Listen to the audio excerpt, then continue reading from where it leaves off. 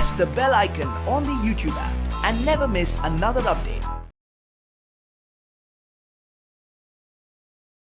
Hello students, ನಾವು ಇಂದಿನ ಕ್ಲಾಸಲ್ಲಿ ಶ್ರವಣಾತೀತ ಶಬ್ದದ ಅನ್ವಯಗಳೇನು ಮತ್ತು ಸೋನಾರ್ ಅಂದರೆ ಏನು, ಅದನ್ನು ಯಾವ ಥರ ಸಮುದ್ರದ ತಳಭಾಗದಲ್ಲಿರ್ತಕ್ಕಂಥ ವಸ್ತುಗಳನ್ನ ದೂರವನ್ನು ಕಂಡುಹಿಡಿಯೋದಕ್ಕೆ, ವೇಗ ಕಂಡುಹಿಡಿಯೋದಕ್ಕೆ ಬಳಸ್ತಾರೆ ಅಂತ ನಾವು ಇಂದಿನ ಕ್ಲಾಸಲ್ಲಿ ತಿಳ್ಕೊಂಡಿದ್ವಿ.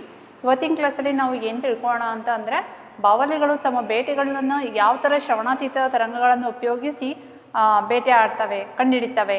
ಆಮೇಲೆ ಮಾನವನ ಕಿವಿಯ ರಚನೆ ಬಗ್ಗೆ ತಿಳ್ಕೊಳ್ಳೋಣ. ಸೊ ಅದಕ್ಕಿಂತ ಮುಂಚೆ ಸೋನಾರ್ ಮೇಲೆ ಇನ್ನೊಂದು ಟೆಕ್ಸ್ಚರ್ ಪ್ರಾಬ್ಲಮ್ ಇತ್ತು. ಸೊ ಅದನ್ನು ಸಾಲ್ವ್ ಮಾಡ್ಕೊಂಬಿಟ್ಟು ಈ ಕಾನ್ಸೆಪ್ಟ್ಸ್ ಬಗ್ಗೆ ಡಿಸ್ಕಸ್ ಮಾಡೋಣ. ಇಲ್ಲಿ ಒಂದು ಕ್ವಶನ್ ಇದೆ. ಸೊ ಪೇಜ್ ನಂಬರ್ 44ರಲ್ಲಿ. ಸೊ ಅದನ್ನು ಬರೆದ್ಬಿಟ್ಟು ಅದನ್ನು ಯಾವ ಥರ ಸಾಲ್ವ್ ಮಾಡೋದು ಅಂತ ನೋಡೋಣ ಮಕ್ಕಳೇ. ಜಲಾಂತರ್ಗಾಮಿ ನೌಕೆ ಎಂದು ಜಲಾಂತರ್ಗಾಮಿ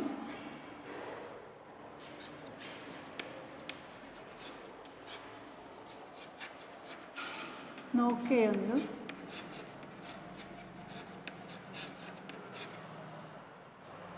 ಉತ್ಸರ್ಜಿಸಿದ ಸೋನಾರ್ ಮಿಡಿತಗಳು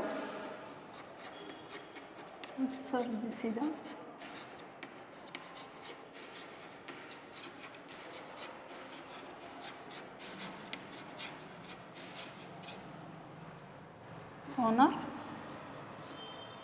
ಮಿಡಿತಗಳು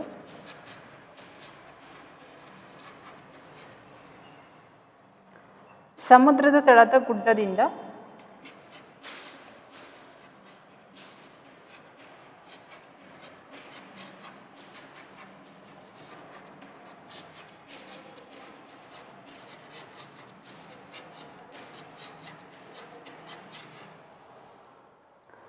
ಒಂದು 1.02 ಸೆಕೆಂಡ್ಗಳಲ್ಲಿ 1.02 ಸೆಕೆಂಡ್ಗಳಲ್ಲಿ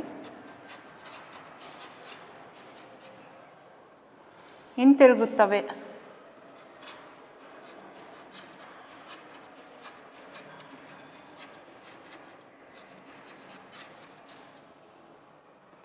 ಉಪ್ಪು ನೀರಿನಲ್ಲಿ ಶಬ್ದದ ಜವ. ಉಪ್ಪು ನೀರಿನಲ್ಲಿ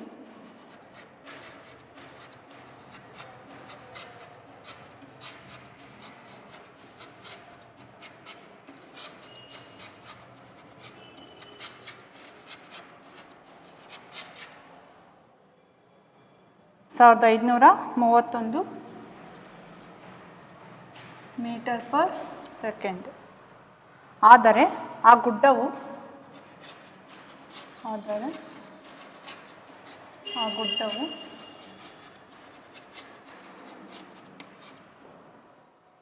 ಎಷ್ಟು ದೂರದಲ್ಲಿದೆ?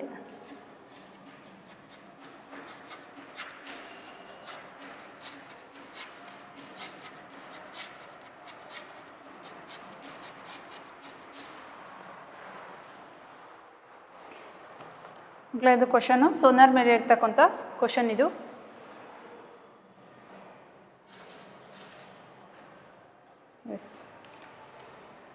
ಜಲಾಂತರ್ಗಾಮಿ ನೌಕೆ ಒಂದು ಜಲಾಂತರ್ಗಾಮಿ ನೌಕೆ ಇರುತ್ತೆ.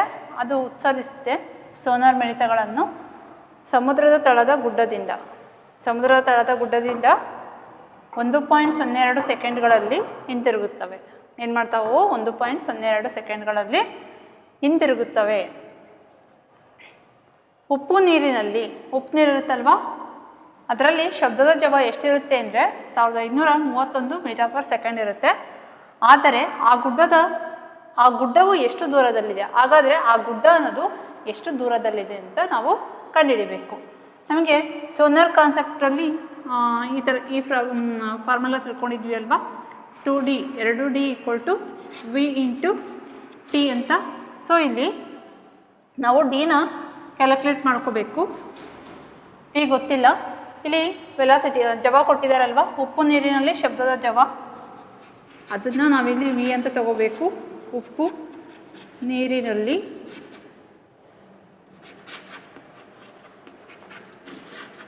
ಶಬ್ದದ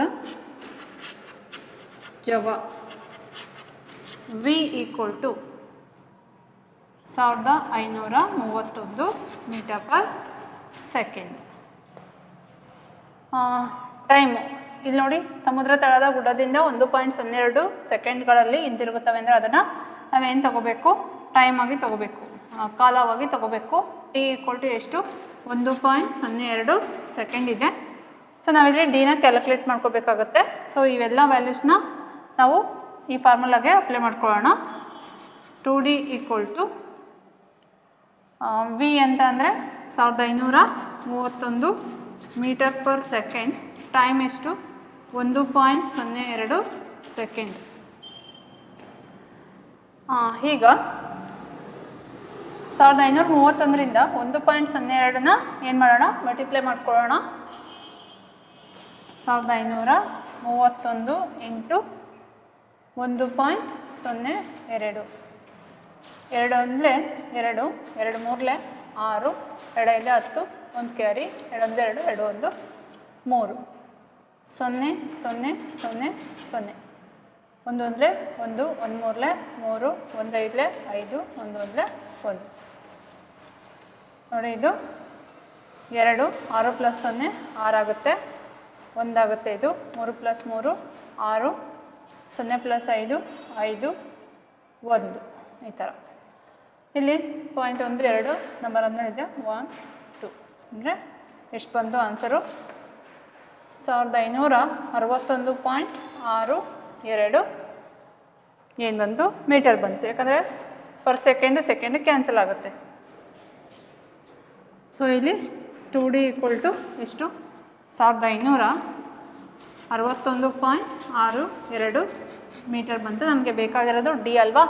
ಸೊ ಅದಕ್ಕೆ ಡಿ ಬರಬೇಕು ಅಂತಂದರೆ D equal to 1561.62 divided by 2 ಅಂತ ಮಾಡ್ಕೋಬೇಕು.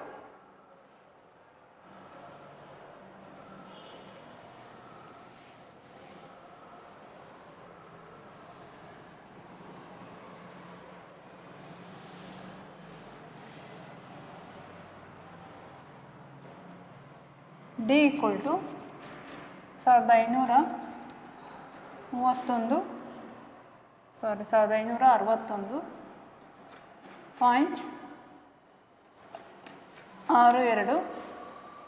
ಡಿವೈಡೆಡ್ ಬೈ 2 ಬಾಗಿಸೋಣ. 2 ಅಲ್ವಾ, 1561.62 2 ಏಳಲೆ 14, 5 4 ಹೋದರೆ 1, 2 ಎಂಟಲೆ 16, 0 ಆಯಿತು, 1 ತಗೊಳ್ಳೋಣ, 1 6 ಅಂದರೆ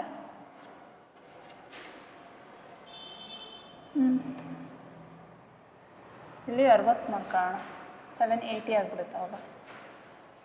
ಇನ್ನು ಉಳಿದಿದ್ದು 1 6 ಅಲ್ವಾ. ಸೊ ಇಲ್ಲಿ 2 ಎಂಟಲೆ 16 ಮೈನಸ್ 2 ಆದರೆ 2 ಒಂದಲೇ 2, 2 ಒಂದಲೇ 2. ಡಿ ಈಕ್ವಲ್ ಟು ಎಷ್ಟಾಯ್ತು, 780.81 ಮೀಟರ್. ಇಲ್ಲಿ ನಾವು ಏನು ಕಂಡಿಡಿದ್ವಿ,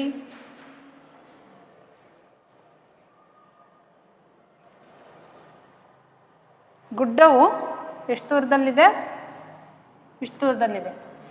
ಗುಡ್ಡವು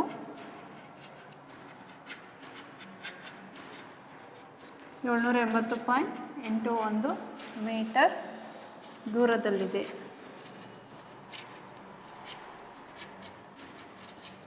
ಈ ಥರ ಕ್ಯಾಲ್ಕುಲೇಟ್ ಮಾಡ್ಕೋಬೇಕು. ಸೊ ನೋಡ್ಕೊಳ್ಳಿ,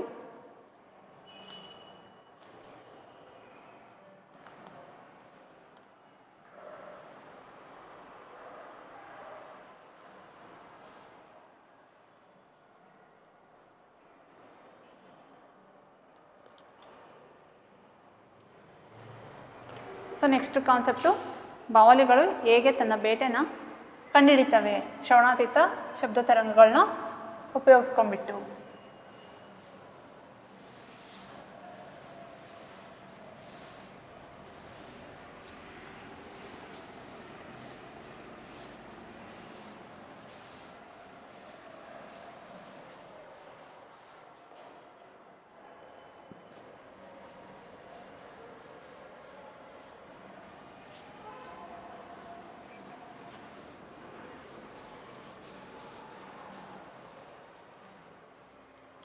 ಬಾವಲಿಗಳು ಏನು ಮಾಡ್ತಾವಪ್ಪ ಅಂತಂದರೆ ಶ್ರವಣಾತೀತ ಶಬ್ದಗಳನ್ನು ಉತ್ಸರ್ಜಿಸಿ ಅವನ್ನ ಪ್ರತಿಫಲಿಸುವಂತೆ ಮಾಡ್ತವೆ. ತಡೆಗೆ ಪ್ರತಿಫಲಿಸಿದಾಗ ಆ ತಡೆ ಅನ್ನೋದು ತಡೆ ಅಂತಂದರೆ ಯಾವುದಾದ್ರೂ ಬೇಟೆ ಆಗಿರ್ಬೋದು, ಆ ಬೇಟೆ ಪ್ರತಿಫಲಿಸ್ತವಲ್ವಾ. ಈಗ ಒಂದು ಬಾವಲಿ ಇದೆ, ಬಾವಲಿ ಏನು ಮಾಡ್ತವೆ, ಶಬ್ದ ತರಂಗಗಳನ್ನ ಉತ್ಸರ್ಜಿಸ್ತವೆ. ಉತ್ಸರ್ಜಿಸ್ಬಿಟ್ಟು ಏನು ಮಾಡ್ತವೆ ಅಂತ ಅಂದರೆ ತಮ್ಮ ಆಹಾರವನ್ನು ಹುಡುಕ್ತವೆ. ಆಹಾರವನ್ನು ಹುಡುಕ್ದಾಗ ಅಲ್ಲಿ ಏನು ಉತ್ಸರ್ಜಿಸ್ತವಲ್ವ ಶಬ್ದ ತರಂಗಗಳನ್ನ, ಆ ಬೇಟೆಯಿಂದ ಉತ್ಸರ್ಜಿಸಿದಂಥ ಶಬ್ದ ತರಂಗಗಳು ಏನಾಗ್ತವೆ, ಪ್ರತಿಫಲಿಸ್ತವೆ. ಪ್ರತಿಫಲಿಸಿದಾಗ ಆ ಬಾವಲಿಗೆ ಏನಾಗುತ್ತೆ ಅಂತ ಅಂದರೆ ಆ ಬೇಟೆ ಪ್ರತಿಫಲಿಸ್ತವಲ್ಲ ಶಬ್ದ ತರಂಗಗಳನ್ನ, ಅದರಿಂದ ಅವು ಈಸಿಯಾಗಿ ತನ್ನ ಬೇಟೆ ಎಲ್ಲಿದ್ದಾವೆ ಅಂತ ಕಂಡಿಡ್ಕೊಂಡು ಆ ಬೇಟೆನ ಹುಡುಕ್ತಾ ಹೋಗ್ತವೆ. ಹೀಗೆ ಶಬ್ದ ತರಂಗಗಳನ್ನ ಅವು ಯೂಸ್ ಮಾಡಿಕೊಂಡು ತನ್ನ ಬೇಟೆನ ಕಂಡುಹಿಡಿತವೆ. ನೆಕ್ಸ್ಟು ಮಾನವನ ಕಿವಿಯ ರಚನೆ. ಮಾನವನ ಕಿವಿಯ ರಚನೆ.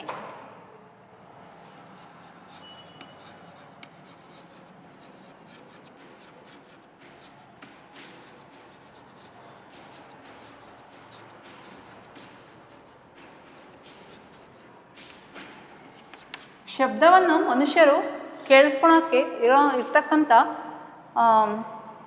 ಸಾಧನ ಯಾವುದಪ್ಪ ಅಂತ ಅಂದರೆ ಕಿವಿ ಅಲ್ವಾ. ಶಬ್ದನ ಕಿವಿಯಿಂದ ನಾವು ಕೇಳಿಸ್ಕೊತೀವಿ. ಸೊ ಈ ಕಿವಿಯ ರಚನೆ ಯಾವ ಥರ ಇದೆ ಅನ್ನೋದನ್ನು ನಾವು ತಿಳ್ಕೊಳ್ಳೋಣ. ಆ ಕಿವಿಯಲ್ಲಿ ಶಬ್ದ ಯಾವ ಥರ ಕೇಳಿಸುತ್ತೆ ಅನ್ನೋದ್ರ ಬಗ್ಗೆ ಡಿಸ್ಕಸ್ ಮಾಡೋಣ ಮಕ್ಕಳೇ. ಇಲ್ಲಿ ಚಿತ್ರ ಇದೆ, ಕಿವಿಯ ಚಿತ್ರ. ಅದನ್ನು ಫಸ್ಟು ಡ್ರಾ ಮಾಡ್ಕೊಂಡ್ಬಿಟ್ಟು ಆಮೇಲೆ ನೋಡೋಣ ಅದು ಯಾವ ಥರ ವರ್ಕ್ ಮಾಡುತ್ತೆ ಕಿವಿ ಅಂತ.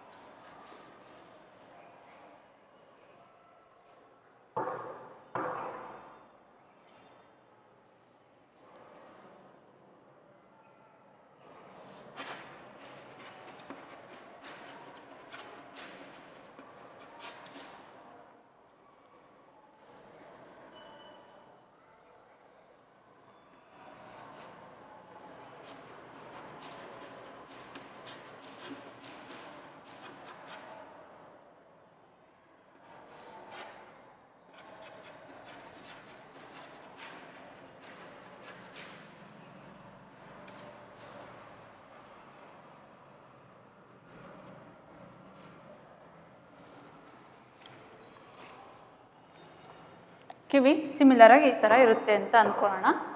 ಈಗ ಕಿವಿನಲ್ಲಿ ಭಾಗಗಳನ್ನ ನೋಡೋದಾದರೆ ಹೊರ ಕಿವಿ, ಮಧ್ಯ ಕಿವಿ ಮತ್ತು ಒಳ ಕಿವಿ ಅಂತ 3 ಭಾಗಗಳನ್ನ ಮಾಡಿದ್ದಾರೆ. ಸೊ ಇಲ್ಲಿ ಫಸ್ಟು ಶಬ್ದನ ಏನು ಮಾಡುತ್ತಪ್ಪ ಅಂದರೆ ಹೊರ ಕಿವಿನ ನಾವು ಏನಂತ ಕರಿಬೋದು, ಕಿವಿಯ ಆಲೆ ಅಂತ ಕರಿಬೋದು. ಆ ಕಿವಿಯ ಆಲೆಗಳ ಮೂಲಕ ಶಬ್ದ ಅನ್ನೋದು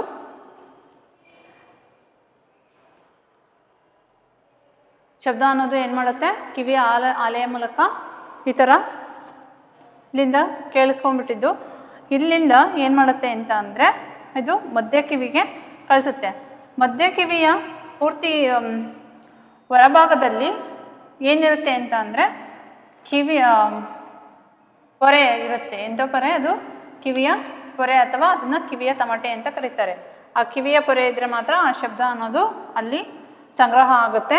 ಆ ಶಬ್ದಗಳನ್ನ ಏನು ಮಾಡುತ್ತೆ ಅಂತ ಅಂದರೆ ಕಿವಿಯ ಪೊರೆ ವಿದ್ಯುತ್ ಶಕ್ತಿಯ ತರಂಗಗಳಾಗಿ ಮಾರ್ಪಡಿಸಿ ಒಳ ಕಿವಿಗೆ ಕಳಿಸುತ್ತೆ. ಈ ಶ್ರವಣ ಇಲ್ಲಿಂದ ಬಂದಿದ್ದು ಶಬ್ದ ಈ ಶ್ರವಣನಾಳದ ಮೂಲಕ ಮಧ್ಯ ಕಿವಿಗೆ ಹೋಗುತ್ತೆ, ಕಿವಿಯ ಪೊರೆಗೆ ಹೋಗುತ್ತೆ. ಅಲ್ಲಿ ಸಂಪೀಡನ ಅಂದರೆ ಒತ್ತಡ ಜಾಸ್ತಿ ಆಗಿಬಿಟ್ಟು ಅದು ಏನಾಗುತ್ತೆ ಅಂತಂದರೆ ಹಿಗ್ಗುತ್ತೆ.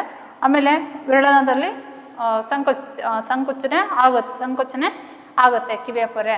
ಆಮೇಲೆ ಕಿವಿಯ ಪೊರೆಯಲ್ಲಿ ಏನು ಮಾಡುತ್ತಪ್ಪ ಅಂತಂದರೆ ಶಬ್ದದ ತರಂಗಗಳನ್ನು ಅದು ವಿದ್ಯುತ್ ಶಕ್ತಿಯ ತರಂಗಗಳಾಗಿ ಮುಂದಿನ ಭಾಗಕ್ಕೆ ಕಳಿಸುತ್ತೆ. ಅಂದರೆ ಒಳ ಕಿವಿಗೆ ಅದು ಕಳಿಸುತ್ತೆ.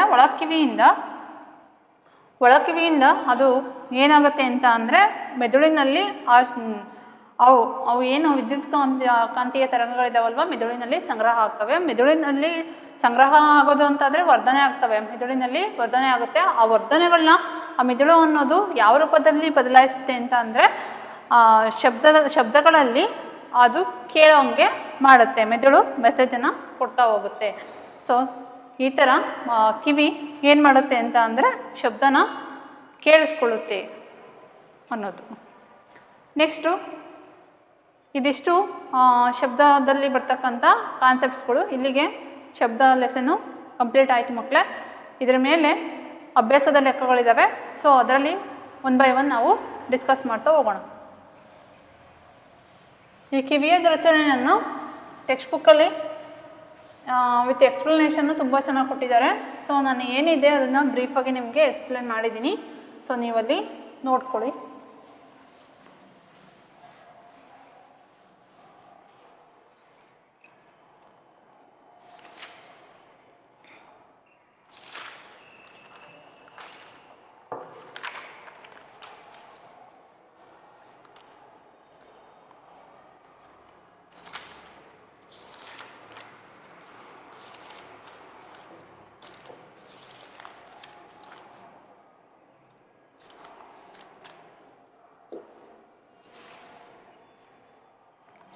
ಫಸ್ಟ್ ಒಂದು ಕ್ವಶನು,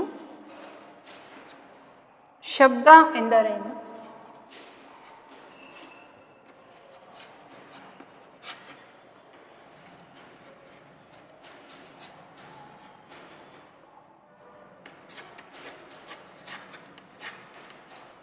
ಶಬ್ದ ಎಂದರೇನು? ಅದು ಹೇಗೆ ಉತ್ಪತ್ತಿಯಾಗುತ್ತದೆ? ಅದು ಹೇಗೆ ಉತ್ಪತ್ತಿಯಾಗುತ್ತದೆ?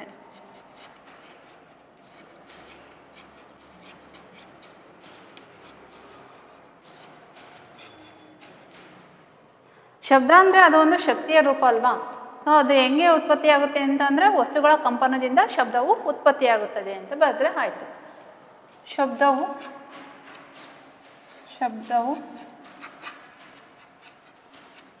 ಶಕ್ತಿಯ ರೂಪವಾಗಿದ್ದು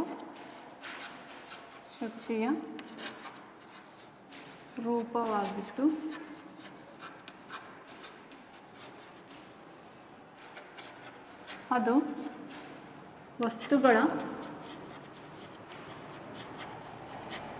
ವಸ್ತುಗಳ ಕಂಪನದಿಂದ ಉಂಟಾಗುತ್ತದೆ.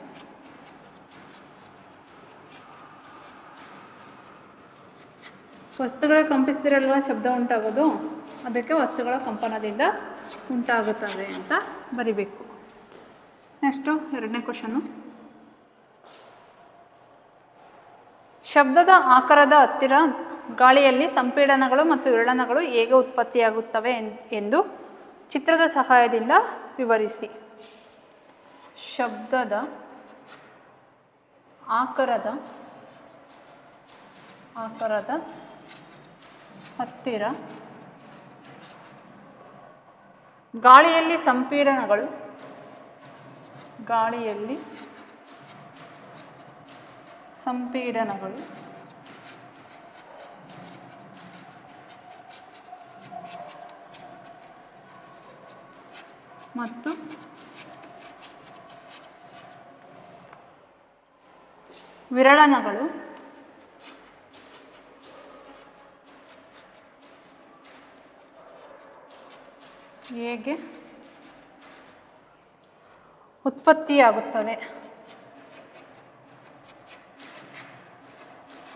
ಮತ್ತು ವಿರಳನಗಳು ಹೇಗೆ ಉತ್ಪತ್ತಿಯಾಗುತ್ತವೆ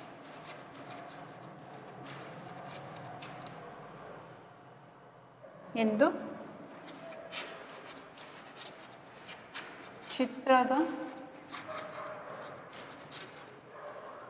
ಸಹಾಯದಿಂದ ವಿವರಿಸಿ.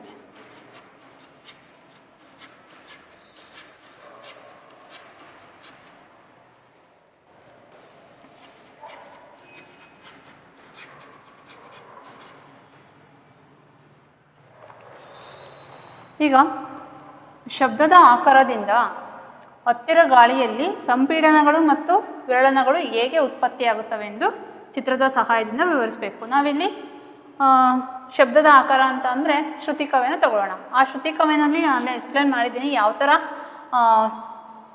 ಸಂಪೀಡನಗಳು ಮತ್ತು ವಿರಳನಗಳು ಉತ್ಪತ್ತಿ ಆಗ್ತವೆ ಅಂತ. ಸೊ ಇನ್ನೊಂದ್ಸರಿ ಇದನ್ನು ಎಕ್ಸ್ಪ್ಲೇನ್ ಮಾಡ್ತೀನಿ.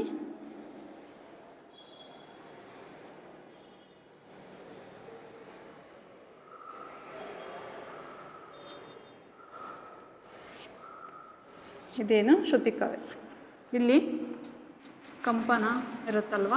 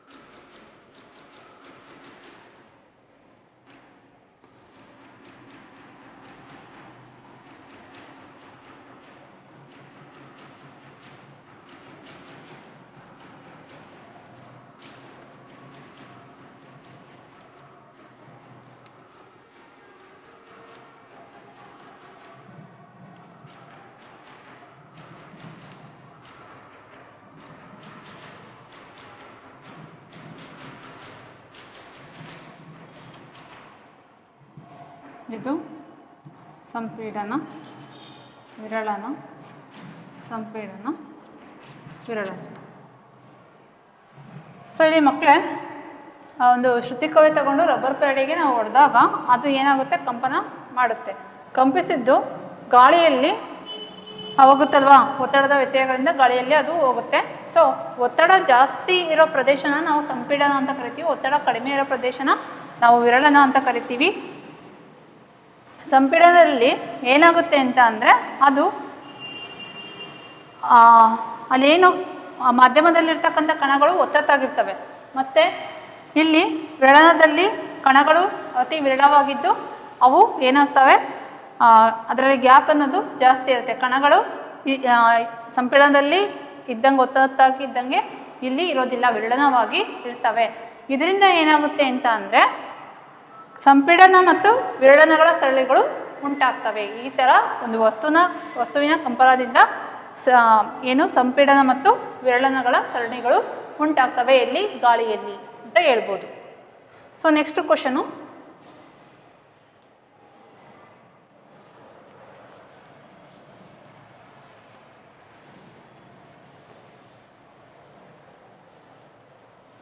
ಇದು ಆಲ್ರೆಡಿ ಕ್ಲಾಸ್ ಮಾಡುವಾಗ ಮಾಡಿದ್ದೆ, ಇಲ್ಲಿ ಕ್ವಶನ್ಸ್ ಕೊಟ್ಟಿದ್ದಾರೆ. ಸೊ ಅದನ್ನು ನಾವಿಲ್ಲಿ ಏನು ಮಾಡ್ತಾ ಇದ್ದೀವಿ, ಡಿಸ್ಕಸ್ ಮಾಡ್ತಿದ್ದೀವಿ ಅಷ್ಟೇ.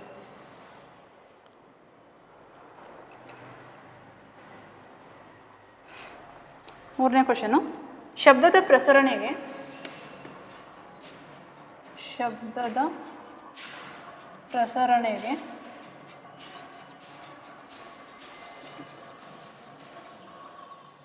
ಮಾಧ್ಯಮದ ಅವಶ್ಯಕತೆ ಇದೆ. ಮಾಧ್ಯಮದ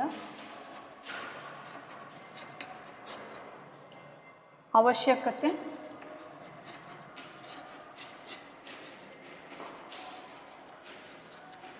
ಇದೆ ಎಂಬುದನ್ನು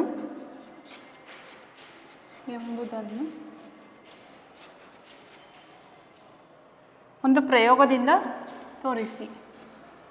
ಒಂದು ಪ್ರಯೋಗದಿಂದ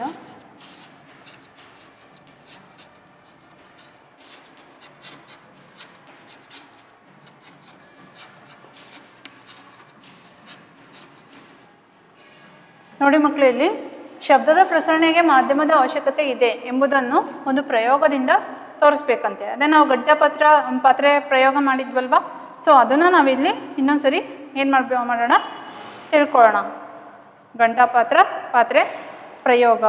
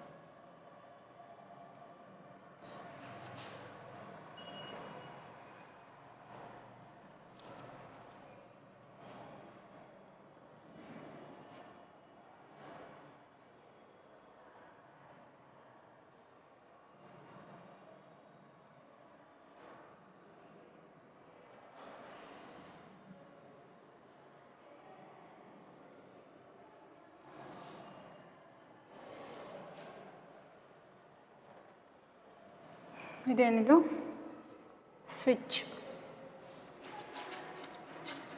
ಇದು ವಿದ್ಯುತ್ ಸಂಪರ್ಕಕ್ಕೆ.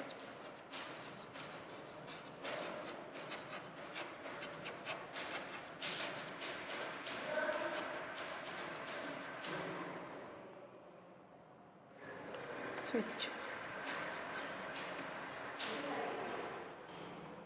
ಇದೇನು, ಬಿರಡೆ.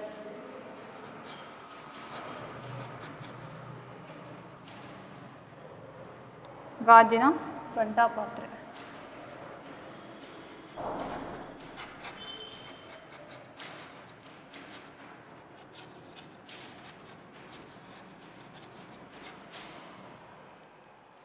ವಿದ್ಯುತ್ ಗಂಟೆ. ಒಂದು ಸ್ವಿಚ್ ಇರುತ್ತೆ.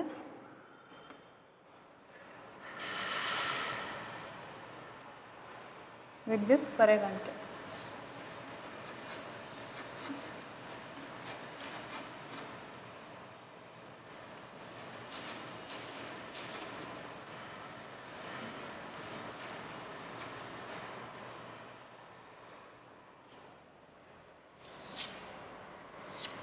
ನಿರ್ವಾತ ರೇಚಕಕ್ಕೆ.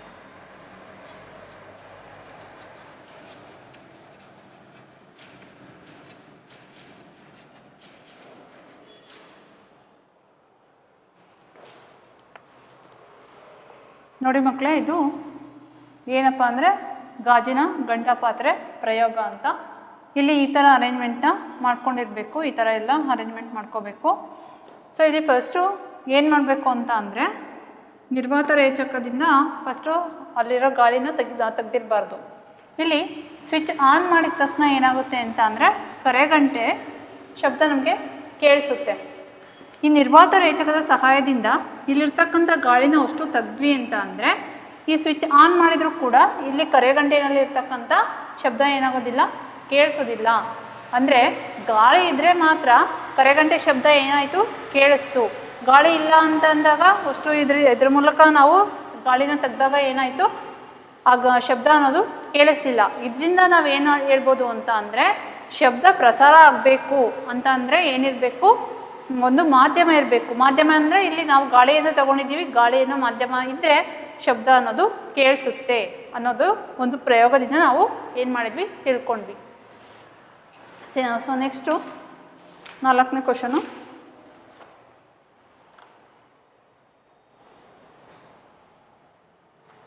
ಶಬ್ದದ ತರಂಗವನ್ನು ನೀಳ ತರಂಗ ಎನ್ನಲು ಕಾರಣವೇನು ಅಂತ ಇದೆ.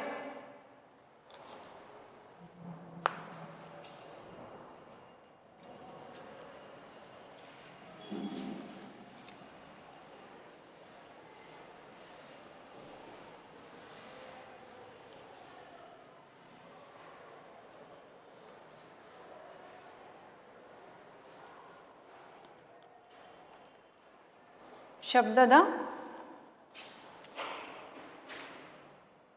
ತರಂಗವನ್ನು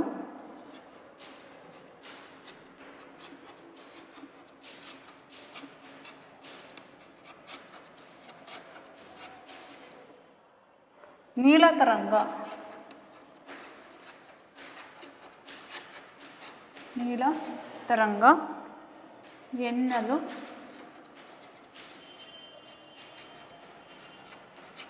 ಕಾರಣವೇನು?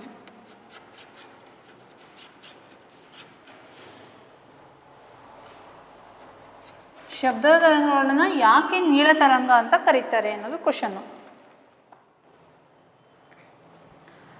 ಈಗ ವಸ್ತುಗಳು ಕಂಪನ ಆಗ್ತಿದ್ದಾವೆ ಅಂತಂದರೆ ಅವು ಒಂದೇ ನೇರದಲ್ಲಿ ಚಲಿಸ್ತಾ ಇರ್ತವೆ. ಎಲ್ಲಿ ಇಂಥ ತರಂಗಗಳಲ್ಲಿ ಈಗ ಒಂದು ವಸ್ತು ಕಂಪನ ಮಾಡಿದೆ, ಕಂಪನ ಆಗ್ತಾ ಇದೆ ಆ ವಸ್ತುವಿನಲ್ಲಿ ಅಂತ ಅಂದರೆ ಅಲ್ಲಿ ಉಂಟಾಗ್ತಕ್ಕಂಥ ತರಂಗಗಳು ಒಂದೇ ನೇರದಲ್ಲಿ ಚಲಿಸ್ತಿರ್ತವೆ. ಮತ್ತು ಅವುಗಳಿಗೆ ಏನಿರಬೇಕು, ಮಾಧ್ಯಮದ ಅವಶ್ಯಕತೆ ಇರ್ತವೆ. ಆ ತರಂಗಗಳಿಗೆ ಇರಬೇಕು, ಆ ಅವಶ್ಯಕತೆ ಇರ್ತವೆ. ಸೊ ಅಂಥ ತರಂಗಗಳನ್ನ ನಾವೇನಂತ ಕರಿತೀವಿ, ನೀಳ ತರಂಗ ಅಂತ ಕರಿತೀವಿ. ಶಬ್ದ ತರಂಗ ಸೊ ಇದೇ ರೀತಿಯಲ್ಲಿ ಇರೋದ್ರಿಂದ ಸೊ ಅದನ್ನು ಏನಂತ ಕರಿತೀವಿ, ಶಬ್ದ ತರಂಗನ ನಾವು ನೀಳ ತರಂಗ ಅಂತ ಕರಿತೀವಿ. ಕಂಪನದಿಂದ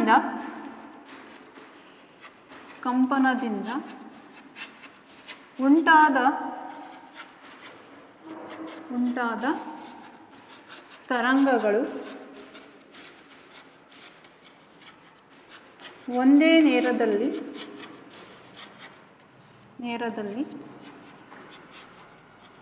ಚಲಿಸುತ್ತವೆ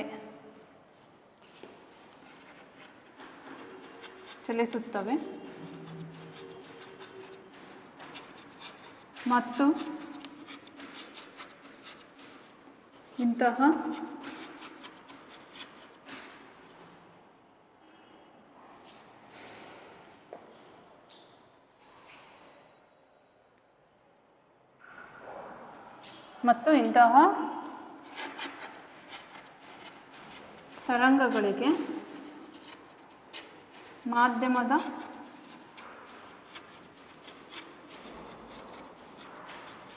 ಅವಶ್ಯಕತೆ ಇದೆ.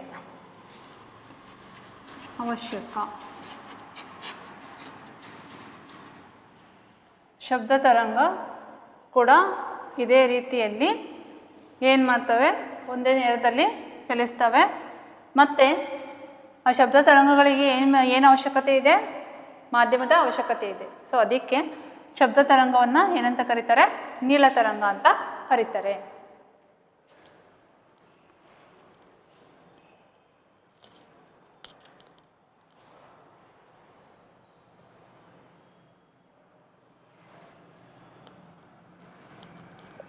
ನೆಕ್ಸ್ಟು 5ನೇ ಕ್ವಶನ್ ಡಿಸ್ಕಸ್ ಮಾಡೋಣ.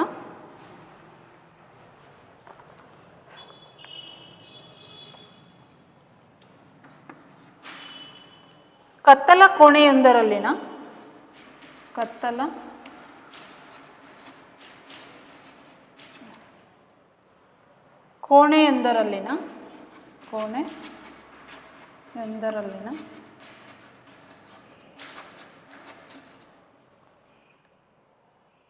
ಗುಂಪಿನಲ್ಲಿ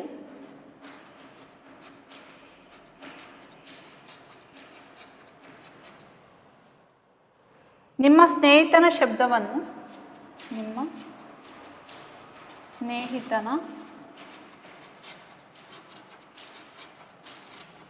ಶಬ್ದವನ್ನು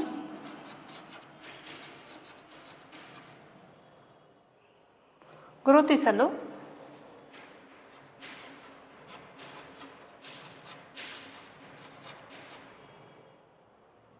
ಶಬ್ದದ ಯಾವ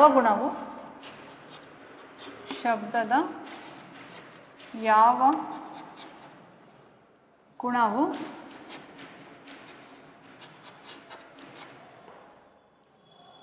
ನಿಮಗೆ ಸಹಾಯ ಮಾಡುತ್ತದೆ.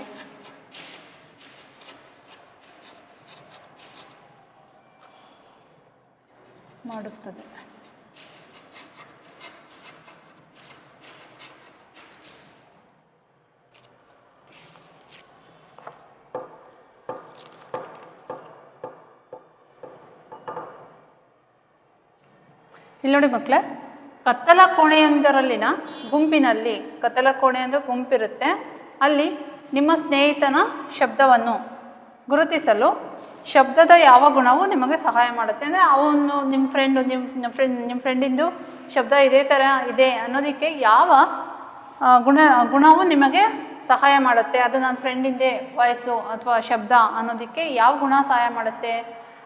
ಅವನ ಪಾರ ಅಂತಂದರೆ ಆಂಪ್ಲಿಟ್ಯೂಡು ಅದೊಂದು, ಮತ್ತು ಅವನ ಶಬ್ದದ ಗುಣಮಟ್ಟ ಇದೆ ಅಲ್ವಾ, ಶಬ್ದದ ಕಂಠದ ಗುಣಮಟ್ಟ ಏನು ಮಾಡುತ್ತೆ ಅಂತ ಅಂದರೆ ನಿಮ್ಮ ಸ್ನೇಹಿತನ ಶಬ್ದನ ಗುಡಿಸೋದಕ್ಕೆ ಸಹಾಯ ಮಾಡುತ್ತೆ ಅಂತ ಅರ್ಥ. ಪಾರ ಮತ್ತು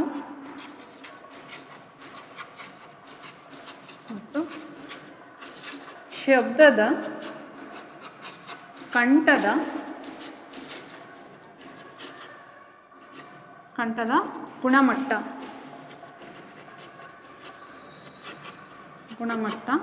ಗುಣಮಟ್ಟವು ಶಬ್ದವನ್ನು ಗುರುತಿಸಲು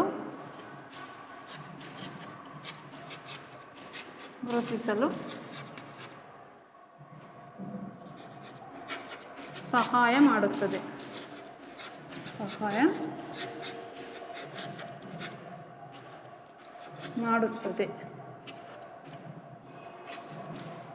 ಪಾರ ಮತ್ತು ಆ ಶಬ್ದದ ಕಂಠದ ಗುಣಮಟ್ಟ ಇದ್ದರೆ ಶಬ್ದನ ಗುರುತಿಸೋದಕ್ಕೆ ಸಹಾಯ ಆಗುತ್ತೆ ಅಂತ ಅರ್ಥ. ನೆಕ್ಸ್ಟು 6ನೇ ಕ್ವಶನ್ನು ಏನಪ್ಪ ಅಂತಂದರೆ, ಮಿಂಚು ಮತ್ತು ಗುಡುಗು ಏಕಕಾಲದಲ್ಲಿ ಸಂಭವಿಸಿದರೂ ಮಿಂಚು ಕಾಣಿಸಿದ ಸ್ವಲ್ಪ ಸಮಯದ ನಂತರ ಗುಡುಗಿನ ಶಬ್ದ ಕೇಳಿಸುತ್ತದೆ, ಏಕೆ?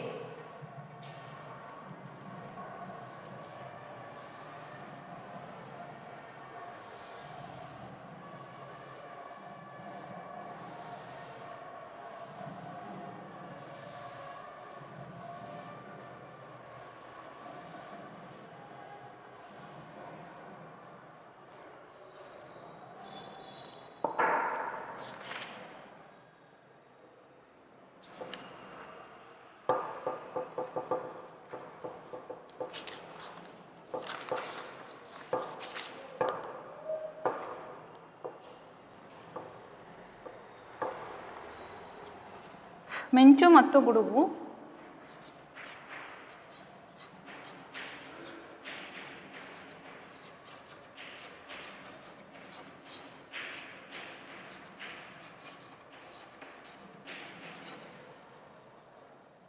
ಏಕಕಾಲದಲ್ಲಿ ಸಂಭವಿಸಿದರು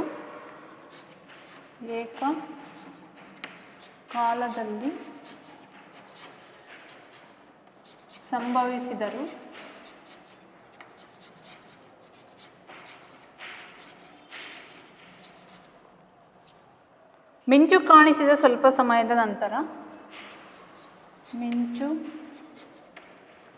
ಕಾಣಿಸಿದ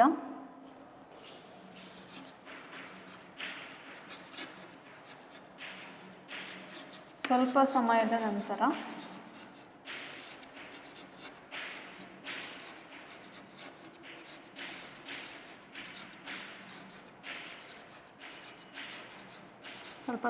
ನಂತರ ಗುಡುಗಿನ ಶಬ್ದ ಕೇಳಿಸುತ್ತದೆ.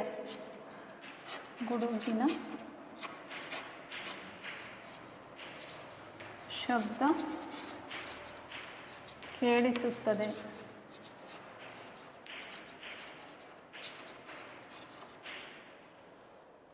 ಏಕೆ?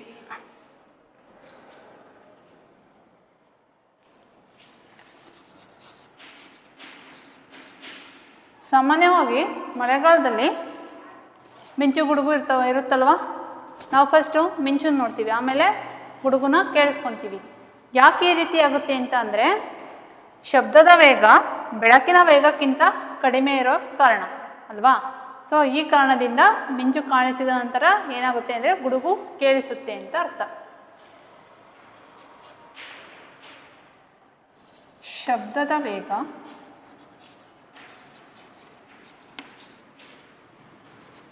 ಬೆಳಕಿನ ವೇಗಕ್ಕಿಂತ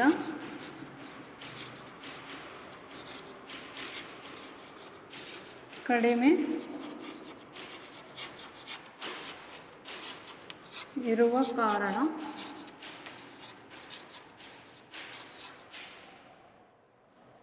ಮಿಂಚು ಕಾಣಿಸಿದ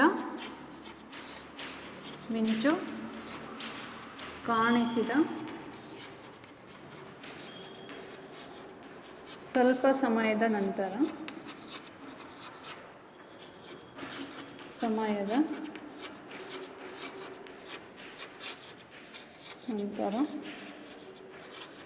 ಗುಡುಗಿನ ಶಬ್ದ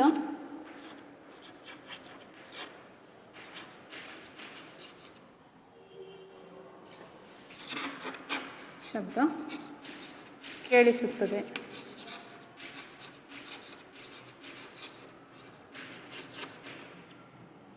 ಈ ಥರ ಬರಿಬೇಕು.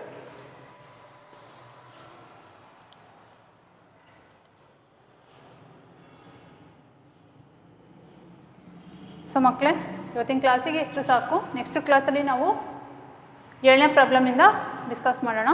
So thank you.